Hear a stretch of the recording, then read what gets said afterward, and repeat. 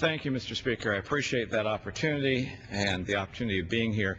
You know, as somebody who's old, I remember the good old days when we still had vinyl albums.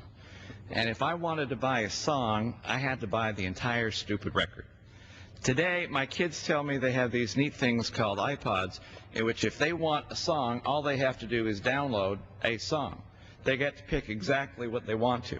I'm in one of those situations where I go in a supermarket and I realize I can stand at that aisle and I have literally hundreds of cereals from which to choose.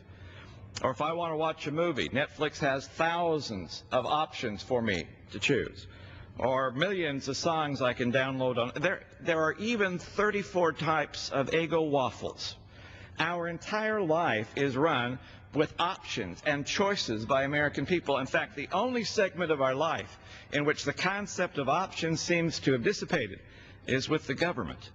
Because the government is still here to pick winners and losers and decide how I will or will not live my lifestyle.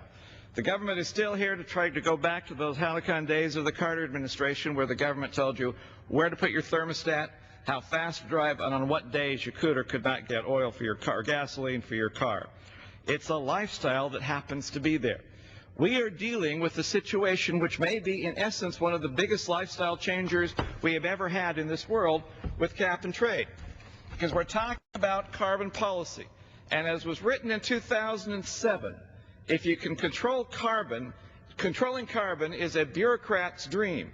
If you can control carbon, you can control life. One of the fears I have right now is that we are moving into an area in which instead of giving Americans options on how to live and how to produce and how to go forward with their lives, we're starting to tell them how to live their lives because the government is the one that's going to be picking winners and losers. We're going to be talking about energy. We're going to be talking about cap and trade, the implications of cap and trade, the tax policies of cap and trade tonight, with the idea that what we should be trying to do as a government is giving people choices and options to let them choose how they live, rather than having the government be the one to pick up who's going to win, who's going to lose, and how we will proceed. I've been joined by several of my friends here tonight. I appreciate their service to this nation as a member of Congress. I'd like to turn some time over to the gentleman from Georgia who is on the floor right now, even though his committee is still meeting in a markup.